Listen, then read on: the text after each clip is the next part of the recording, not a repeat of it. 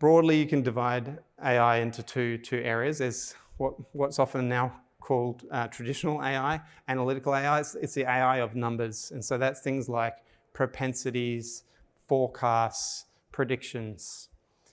Generative AI, slightly different flavor, very good with unstructured data and text. Everyone's no doubt familiar with ChatGPT, but expands into images and video and so on. And that's really to do with generation of content, of outputs, and synthesis of outputs largely.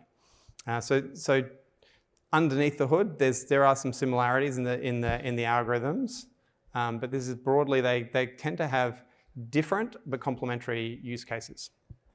And although a lot of the attention at the moment is on generative AI, a lot of the value is still on the analytical side and as yet untapped. So we've run the numbers on this and done the research both in 2017 with a view on AI more broadly, and then more recently, just a few months ago, we refreshed that view and said, well, how has this changed now that generative AI has come along? And I think the main takeaway is the kind of global number maybe doesn't matter to us individually, apart from the fact it's a very big number. The thing that I wanted to highlight, though, is that the incremental impact from generative AI is very significant, but the baseline number on the left there is what constitutes analytical AI. So things like those predictions and forecasts, and I think a lot of what will also sit within your remit as CFOs. So although everyone's focused on generative AI, I'd say don't lose sight of the kind of the size of the prize on the left-hand side there. Next question we get is, well, where is the biggest impact coming from? Where's that likely to be? We're typically looking at 4 areas, 4 Cs, that are kind of classic cases for generative AI. The first is this content synthesis, and that's often being used in so-called virtual experts. So you've got a large collection of knowledge, documents, policies, etc.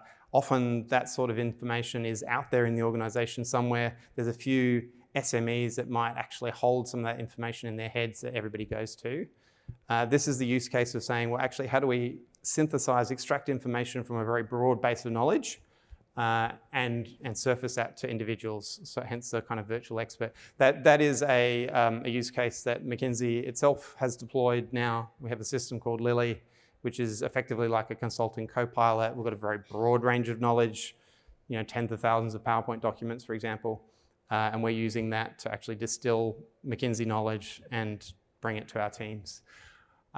Creative content is a bit the opposite. So if one is kind of the synthesis, the other is how do we produce content? And so that's very much the sphere of customer engagement and marketing. But I think also internally or in the kind of mid-back office, so generating contracts, RFPs, you're seeing it appear a lot more in things like procurement now as well, doing drafts of documents. Coding and software, I think probably most of you are familiar, the kind of these coding co-pilots coming out from Microsoft and GitHub. Very broad-based adoption, very impactful. There's been a lot of controlled pilots run on this side. Typically, you're seeing like 40 to 50% improvements in productivity of those teams when applied well and deliberately and in a controlled manner. And then customer engagement, the last area.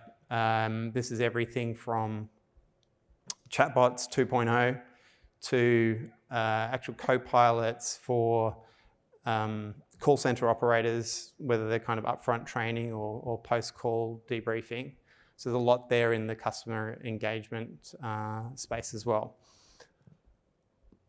The impact is very much across industry. There is no industry where you don't see application, although there are some industries where you tend to see more impact. So on one end, there's a bit less in places like mining and relatively more in places like financial institutions, banking, etc. The reason for that is largely to do with the level of unstructured data in those organizations. Interestingly, if you look at mining, for example, relatively lower in generative AI, but very, very high on the analytical AI side.